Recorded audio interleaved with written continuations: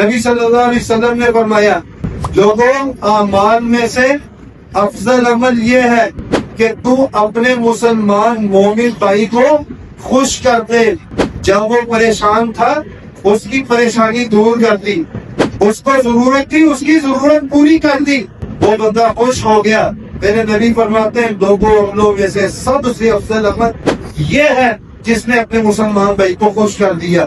اور پھر اسی حدیث کا دوسرا ٹکڑا اور تقضی عنہ دینا, یا تو اس کا قرض ادا کر دے. کوئی مقروض تھا, پریشان تھا, میرے پاس آ گیا, اس نے اظہار کیا اپنے قرضے کا, میں کوشش کروں اس کا قرضہ اتارنے کی.